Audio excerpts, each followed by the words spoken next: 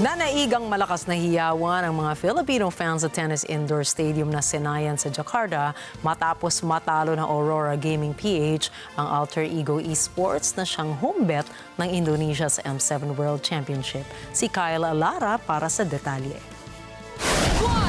A round of applause once more for your M7 World Champion, Aurora Gaming Philippines! Nagulat ang Indonesian fans sa naging resulta ng Grand Finals ng M7 World Championships matapos ang isang 4-0 sweep ng Team Aurora Gaming PH.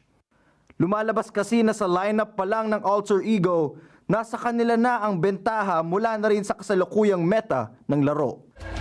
Kai's good. Sa simula ng Game 1, gumamit ang Alter Ego ng mga hero tulad ni Nolan bilang jungler, Phoveus, Farsa, Kalia at Claude. Habang ang Aurora naman ay may Fredrin, Lapu-Lapu, Zusin, Hylos at Harith. Already Dark Wave coming in. Team and Kai take it down the fracture. All in. Nakuha naman ni Yazuki ang first blood matapos nitong mapitas ang jungler ng Aurora.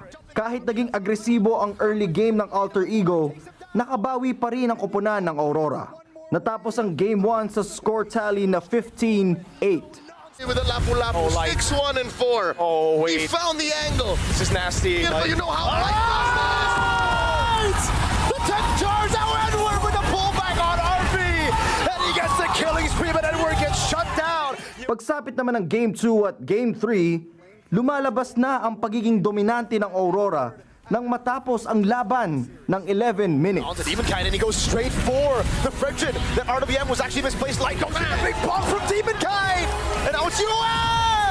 Knocking two members up. Hijime no flicker. 0-2-0. Sa Game 4 naman, dito na sinelyuhan ng Aurora ang panalo matapos ang malakas na initiation ng crowd control ni Yue habang gamit nito si Zetian na nagresulta sa wipeout ng koponan ng Alter Ego Esports. Sa buong laro ng Aurora Gaming PH sa M7, si Light ang naging MVP dahil na rin sa kanyang effective playstyle bilang roamer ng koponan. The Monforce coming in, and it is all over!